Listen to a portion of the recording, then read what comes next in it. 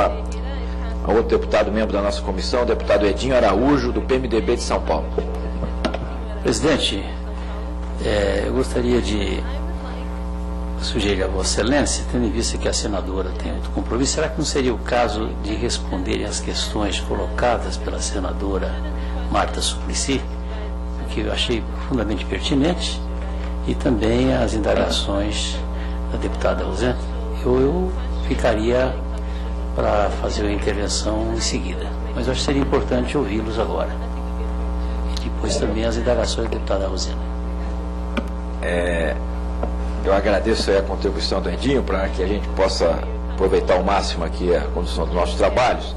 Thank you, Harold. A palavra, então, para o deputado Edinho Araújo, para complementar e as suas questões, as suas considerações, deputado Edinho. Tá, muito obrigado, presidente Felipe. Eu queria dizer o seguinte, nós, nos últimos 50 anos, nos transformamos, se é uma realidade, nós transformamos um país urbano. Esta é a grande verdade. País urbano, e aí nós estamos vivenciando uma nova realidade. Quando eu cheguei em Brasília em 1995, eu me lembro que Brasília iniciava um processo, eu ouvi dizer o seguinte: Brasília é uma cidade violenta, o trânsito lá bateu, morreu. E eu tinha perdido alguns amigos aqui em acidente de trânsito em Brasília. E aí nós podemos testemunhar este respeito ao pedestre.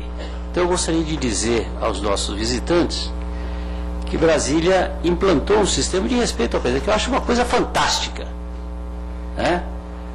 Nós aqui, para atravessarmos a rua, não sei se isso está em toda a grande Brasília, mas aqui no centro onde nós convivemos, o motorista para.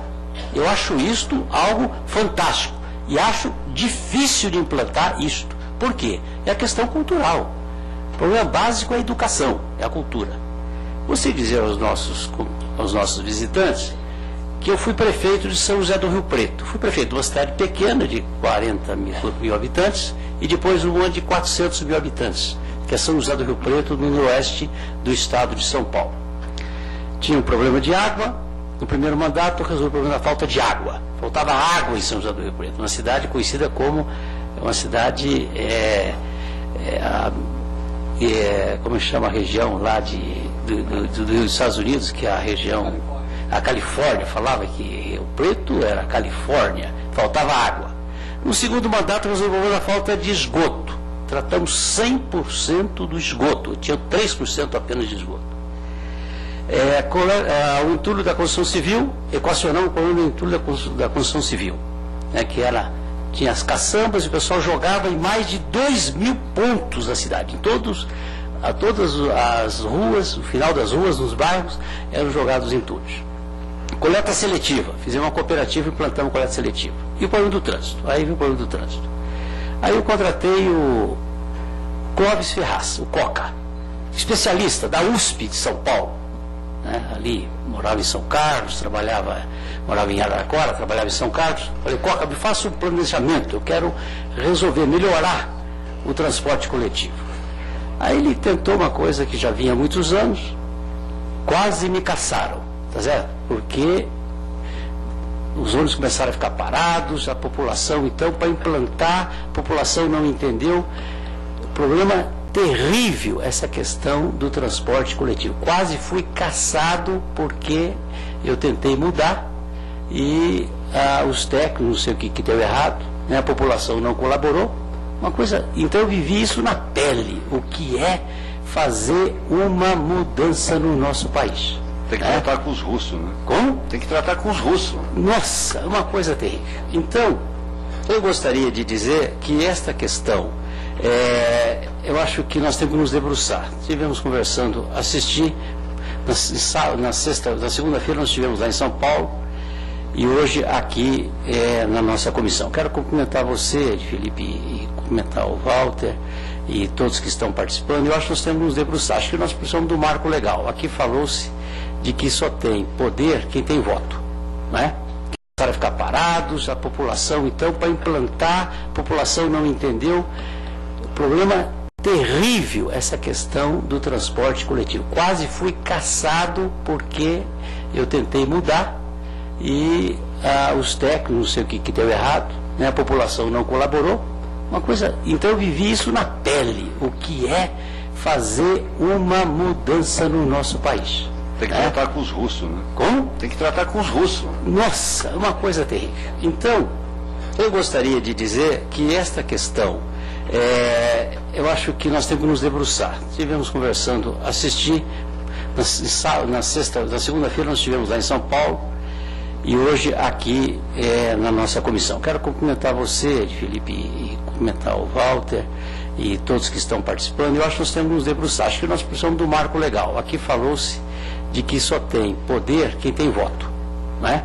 Quem tem voto tem poder. E eu confesso que eu não conheço muito a questão das regiões metropolitanas. Eu sei que nós temos 39 no país. Eu me lembro quando discutíamos, eu era constituinte estadual, e tinha lá plano diretor. A Constituição Federal dizia o seguinte: acima de 20 mil habitantes. Eu era o relator do capítulo Municípios e regiões metropolitanas. Implantamos o seguinte: no estado de São Paulo, a Constituição Estadual está lá, uma nossa marca lá. Todo município é obrigado a fazer o seu plano diretor. O que acontece no nosso país? Falta de planejamento, né? Nós somos muito imediatistas. Eu dei um exemplo, eu procurei falar da minha administração para que os senhores não levassem uma imagem de que nós não resolvemos problemas. Eu resolvi o problema do tratamento de esgoto. Tanto é que hoje os jornais da minha cidade, como nós estamos iniciando a Rio Mais 20, destacam lá que o maior acontecimento da história da minha cidade, 150 anos, foi a estação de tratamento de esgoto. Portanto, eu quero colocar isso e dizer que nós temos que buscar um marco legal, né? E eu acho que essa experiência dos Estados Unidos é muito boa, mas dizer que cada cidade tem as suas peculiaridades. O que é importante é que tenhamos um planejamento, priorizemos a bicicleta, priorizemos o transporte coletivo.